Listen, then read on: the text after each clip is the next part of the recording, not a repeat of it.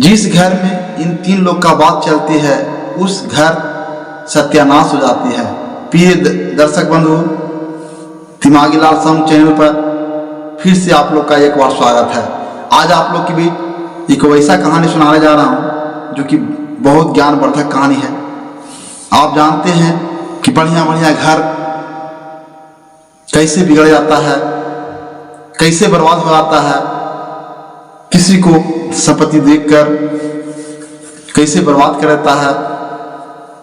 चलिए इस कहानी के माध्यम से आप लोग को सुनाते हैं।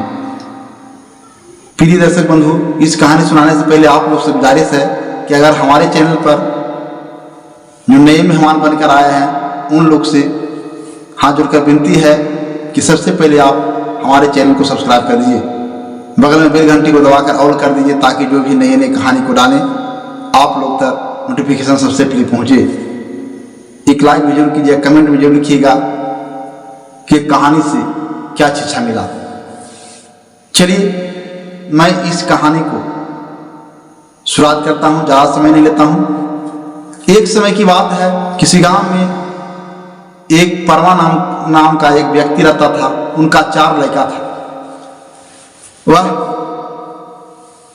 चारों लड़का का शादी हो चुका था, जिसमें एक छोटी बहू थी।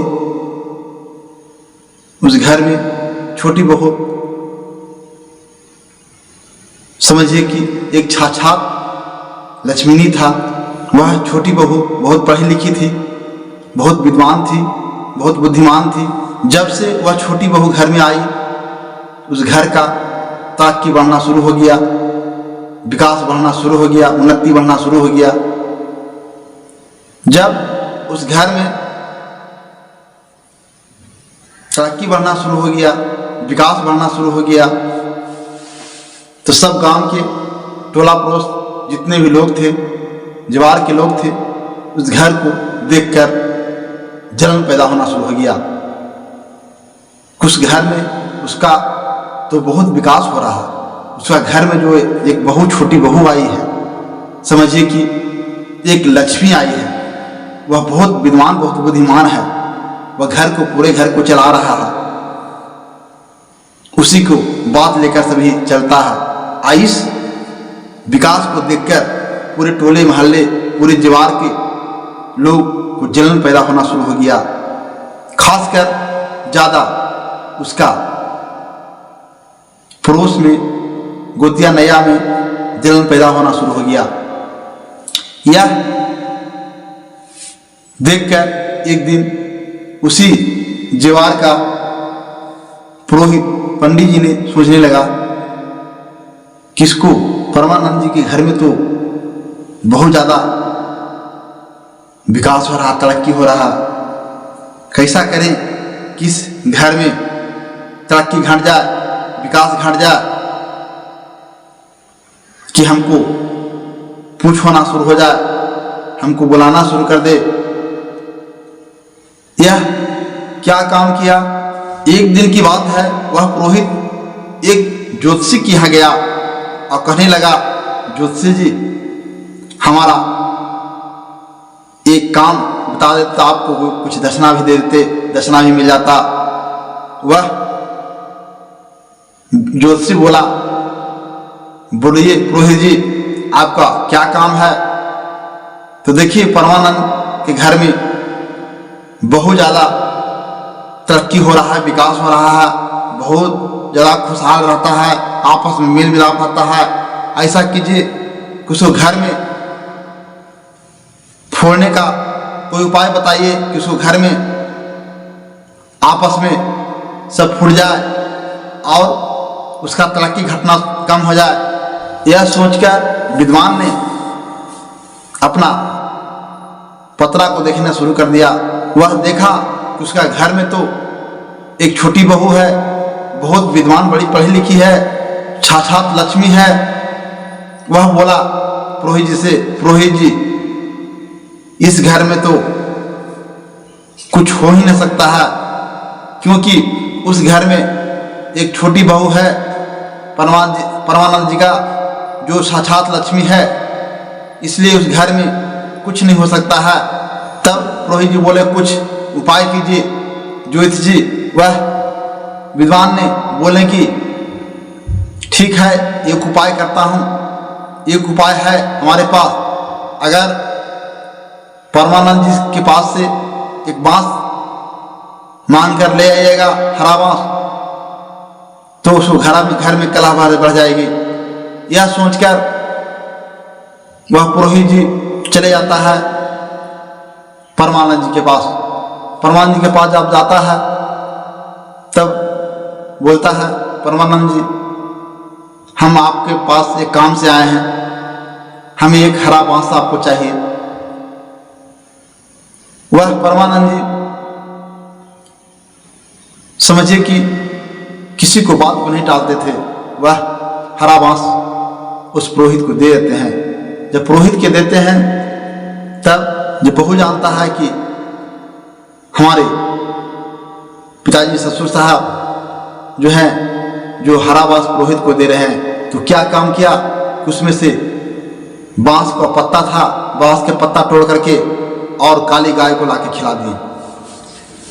जब बांस लेकर चला आता है, जब पुरोहित जी बांस लेकर चले जाते हैं घर पर, 1 महीना 2 महीना बीतता है तो पर भी उसका घर में शांति नहीं होता है। घर में उसी तरह से विकास तरक्की बढ़ता रहता है। तब वह फिर ज्योतिष के पास पुरोहित जी जाते हैं, विद्वान के पास जाते हैं, ज्योतिष के पास बोलते हैं, ज्योतिष जी फिर उस घर में कुछ नहीं हुआ। 2 महीना तो बीत गया लेकिन अभी तक कुछ नहीं हो रहा है, कुछ कलह नहीं हो रहा है, कुछ झगड़ा पाती नहीं हो रहा है, तरक्की उसी तरह से बढ़ता जा रहा है। तब वह विद्वान ने फिर अपना ध्यान लगाकर देखा, अपना जंत्री में देखा, पतरा में देखा, तो कहा कि पुरोहित जी उसका घर में अशांति क्यों होगा, इसलिए कि उसका घर में शांति ही रहेगा क्योंकि उसका जो बहू है, जो बहुत विद्वान है, जो आप बांस लाने के लिए गए, आप हरा बांस लाने के लिए गए, उसका छोटी बहू था, उस बांस की पत्तियां तोड़ करके अपना काली गाय को खिला दिया। इसी कारण से उसका घर में शांति नहीं हुई। एक काम कीजिए, उसका घर में शांति वैसे हो सकता है जी, उस गाय जो है काली गाय को उस परमानंद जी से मांगकर काली गाय ले आइएगा, तब उसका घर में अशांति हो जाएगी। यह सोचकर फिर पुरोहित गया परमा जी के पास।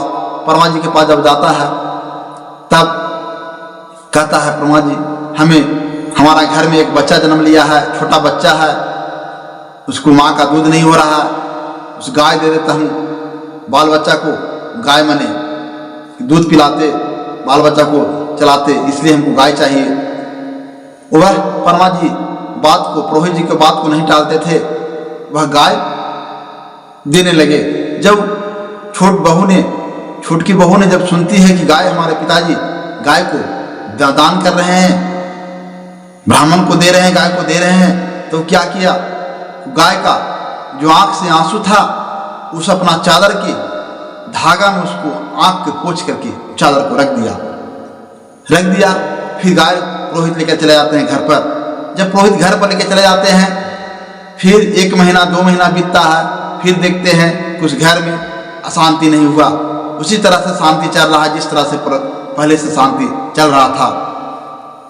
जब अशांति नहीं होता तो फिर ज्योतिष के पास, वह विद्वान के पास फिर यह पुरोहित जी ने पहुंचे।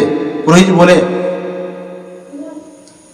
ज्योतिष जी हमने गाय कहे मांगने के लिए गाय मांग के ले आए, 1 से 2 महीना बीत गया, अभी तक उस घर में अशांति नहीं हुआ है, उस घर में उसी तरह से शांति बना हुआ है, उसी तरह से विकास बढ़ रहा है। तब वह विद्वान ने बोला कि उस घर में अशांति न होने का कारण एक ही है, उसका छोट बहू है, बहुत तेज तराज है, बहुत विद्वान है।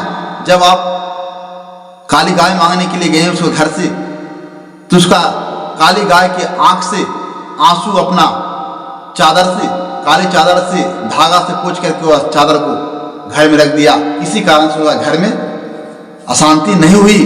शांति बना हुआ है। एक काम करो, वह चादर को उस परमा जी के घर से चादर मांग कर ले आओगे, तब उस घर में अशांति हो जाएगी। फिर वह इस बात को सुनकर के वह पुरोहित जी फिर परमा जी के घर पर जाते हैं। उसके बाद बोलते हैं, परमा जी हमें आपसे कुछ काम है, आपके पास एक चादर है, हमें चादर की बहुत जरूरी है। चादर आपके पास है, एक चादर दे दीजिए, काला चादर जो है काला चादर दे दीजिए, हमें काम है काला चादर का। यह जब बात परमा जी की बहू, छोट बहू घर में थी, वह सुन रही थी कि वह ब्राह्मण फिर हमारे चादर मांगने आया है। तब यह बात सुनकर वह परमा जी के छोट बहू क्या किया कि वह चादर का जो धागा था, जहां पर आंसू पोसा था, उस धागा को काट करके वह धागा को रख लिया। रखने के बाद वह चादर को दे दिया, फिर चादर को दे देता है। उसके बाद में वह चादर लेकर पुरोहित चला जाता है घर पर। 1 महीना बीतता है, 2 महीना बीतता है, फिर उसको घर में शांति नहीं होती है। फिर जाता है वह ज्योतिष के पास, कहता है, ज्योतिष जी, विद्वान जी, हमने आप कहें चादर मांगने के लिए, हमने उस घर से चादर मांग लिए। 1 महीना 2 महीना बीत गया तो पर भी अशांति नहीं हुआ, उसी तरह से शांति चल रहा है, उसी तरह से विकास चल रहा है इस घर में।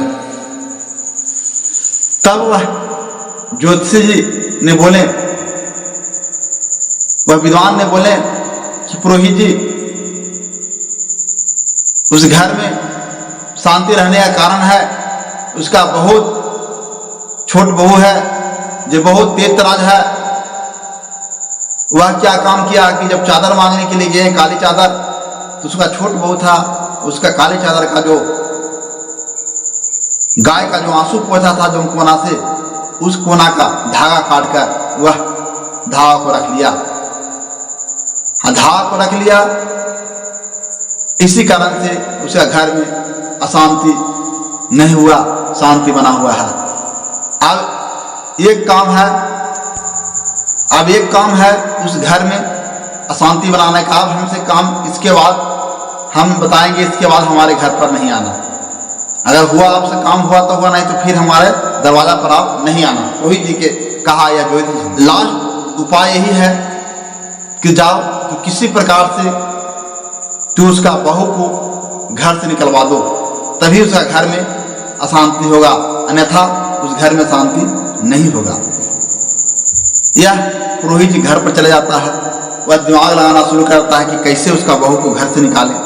कुछ दिन रहते फिर जाता है परमा जी के घर पर, कहता है, परमा जी मैं आपके घर पर आया हूँ। और उसे एकांत में बुलाकर से कहने लगा कि पुरोहित जी, मैं रात में एक सपना देखा हूं कि आपका घर में एक छोटी बहू है। इस घर में अगर छोटी बहू रहेगी तो आप घर में बहुत बड़ा आफत आने वाला है, बहुत बड़ा घटना घटने वाला है। जब तक इस घर से उस छोट बहू को नहीं निकालती है, तब तक इस घर बर्बाद होने वाला है। इसी हमने सपना देखे हैं और सपना में कहे हैं कि जाके परमा जी से बोल दीजिए, कह दीजिए कि अपना बहू को निकाल दीजिए, ना तो उस घर विनाश होने वाला है। यह बात सुनकर वह परमा जी अपना बेटा से कहने लगा कि बेटा, ऐसा बात है, पुरोहित जी कहने आए हैं कि सपना में देखे हैं कि अगर घर से बहू को नहीं निकालते हैं तब विनाश होना शुरू हो जाएगा। यह बात उसका छोट बहू ने सुन रही थी। जब छोट बहू ने सुन रही थी, जानती थी कि पुरोहित आए जरूर कुछ न कुछ बात लेकर आए हैं। छोटकी बहू थी जो बहुत तेज थी, वह सोचने लगा जरूर कोई बात होगा हमारे घर पर आने का। वह सुनने लगा, जब सुन लिया तब बोला कि पिताजी, अगर हमको आपको घर में रहने से अगर दिक्कत है, परेशानी है, आफत आने वाला है, तो हम खुद इस घर से चले जाते हैं। यह कहकर वह छोट बहू उस घर से निकल दिया। जैसे ही घर से निकलता है, साथ में उसका पति था, उसका बेटा था, छोट बेटा, वो भी साथ में निकल दिया।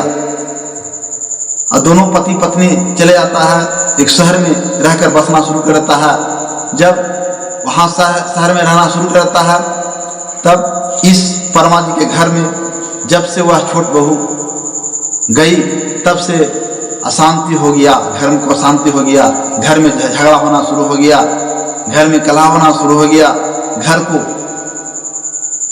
तरक्की होना कम हो गया। वो 3 बहुआ थी, घर में 3 बहुआ थी, उन तीनों बहू से खेती बाड़ी दुनिया जहान नहीं समझती थी।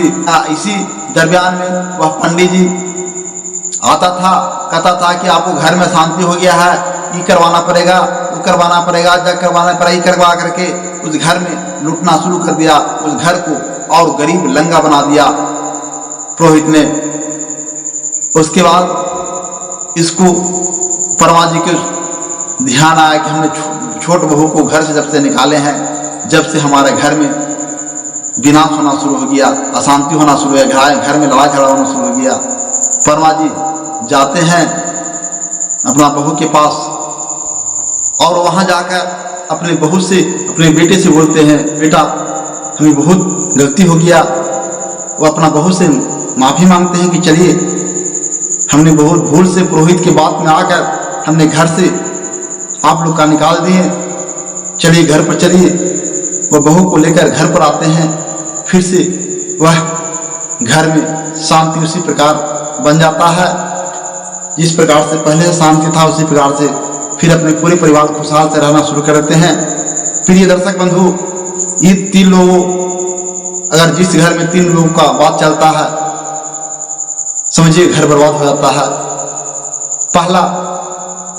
पहला नंबर है कि जिस घर का मुखिया मूर्ख हो, जुआरी हो, पियांक हो, दूसरे को बात को मानता है, दूसरे की बात पर चलता है, उस घर बर्बाद हो जाता है। दूसरा नंबर है जिस घर का बेटा दुलरुआ हो, लाडला हो, ठाठी हो। अगर जिस घर का लड़का अगर हट्टी है, वह हट कर देता है, जो सामान वह बेटा मांगता है वह लाख को देना पड़ता है, उस घर भी बर्बाद होता है। तीसरा नंबर है जिस घर का औरत अगर हट्टी है, उसको बात मानते हैं, वो हट में उसका पत्नी जो चीज कहेगी वो चीज लाकर देना पड़ेगा, वो भी घर सत्यानाश हो जाता है। प्रिय दर्शक बंधु, अगर यह कहानी आप लोग को अच्छा लगे तो अपने दोस्त प्रेम के पास शेयर कर दीजिएगा। चलिए इसी के साथ यह कहानी को समाप्त करते हैं। जय शिव शंकर, जय भोलेनाथ, हर हर महादेव।